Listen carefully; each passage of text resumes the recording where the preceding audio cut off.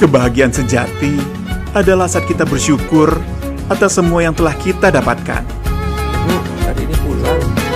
Semua akan terasa ringan di saat hati memiliki keikhlasan untuk saling memaafkan. Tak ada perjuangan yang sia-sia, karena kemenangan adalah hadiah bagi setiap insan yang selalu bertakwa.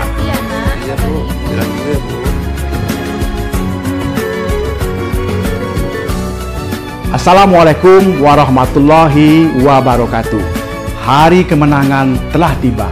Setelah sebulan penuh kita berjuang melawan hawa nafsu, tiba saatnya merayakan Hari Yang Fitri. Di Hari Yang Fitri ini, mari kita pererat tali silaturahmi dengan keluarga, sahabat, dan sesama. Semoga Idul Fitri membawa semangat baru bagi kita untuk menjadi pribadi yang lebih baik.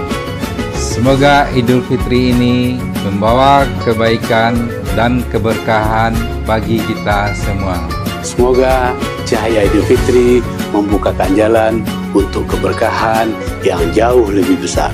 Atas nama keluarga besar Bank Nagari, kami mengucapkan Selamat Hari Raya Idul Fitri 1446 Hijriah. Minal aidin wal faizin. Mohon maaf lahir dan batin. Wassalamualaikum warahmatullahi wabarakatuh.